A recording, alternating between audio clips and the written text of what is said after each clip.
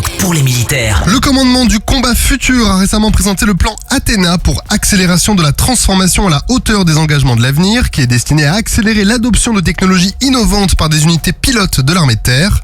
Dans ce contexte, le 4e régiment de chasseurs a mis au point une solution révolutionnaire pour accroître le réalisme des entraînements au tir de ces véhicules militaires blindés AMX-10 RC. Baptisé Laser RK, ce dispositif utilise un boîtier laser relié à un ordinateur et un groupe électrogène pour projeter des cibles modulaires. Cette technologie est adaptable à divers armements et personnalise les entraînements pour de nombreux types de besoins opérationnels, tout en restant sécurisé et flexible.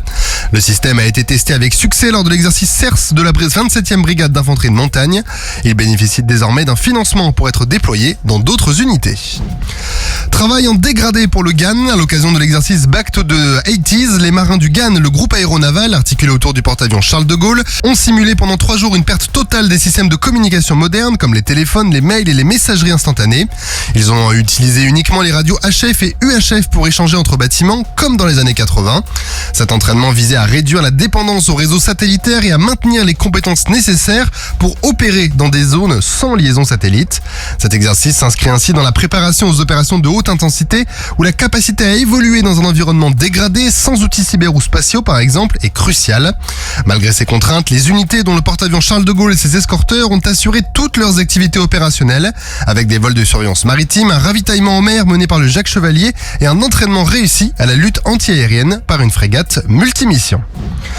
L'armée de l'air et de l'espace s'apprête à déclarer la mise en service opérationnelle de l'A400M Atlas après plus de 10 ans d'intégration progressive des capacités tactiques prévues au départ.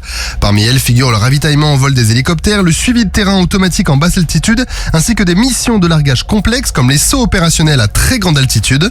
Et dans ce contexte, le Centre d'expertise aérienne militaire a récemment validé des tests cruciaux pour l'A400M, notamment sa capacité à opérer sur des terrains enneigés ou glacés, comme ceux du Grand Nord canadien avec des températures pouvant aller jusqu'à moins 32 degrés. Ces essais ont donc confirmé la robustesse et la polyvalence de l'A400M dans des environnements extrêmes. L'armée de terre a reçu son premier Griffon en version MEPAC pour mortier embarqué pour l'appui au contact, équipé d'un mortier de 120 mm de R2M semi-automatique. Cette livraison marque un jalon dans le programme Scorpion. La DGA prévoit la livraison de 10 autres véhicules MEPAC en 2025, avec un total de 54 exemplaires pour l'artillerie française d'ici 2028, auxquels s'ajouteront 24 unités pour la Belgique, comme convenu par le partenariat Camo. Le MEPAC, avec son tourelot téléopéré et mis en œuvre par 4 artilleurs, permet un appui-feu rapide et précis pour les groupements tactiques interarmes. La section technique de l'armée de terre a souligné sa performance exceptionnelle, notamment sa capacité à tirer 12 coups en 90 secondes avec une grande précision, ce qui permettra d'offrir un soutien efficace en zone de contact. Et les VIPG Centaure opérationnels en Guadeloupe. Pendant une semaine, une équipe pluridisciplinaire a accompagné le commandement de la gendarmerie Outre-mer en Guadeloupe pour le déploiement des véhicules d'intervention polyvalents gendarmerie Centaure. Leur mission visait à présenter les capacités des Centaures aux services concernés, notamment l'antenne GIGN de Guadeloupe, et à finaliser la formation des utilisateurs et des maintenanciers.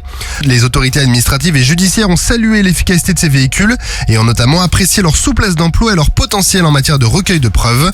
Cette opération marque une première étape dans le déploiement des Centaures dans la zone anti-Guyane, dont l'achèvement est prévu pour mi-février. Sur terre, sur mer, comme dans les airs. Skyrock PLM, en équipe avec Uneo, la mutuelle des forces armées.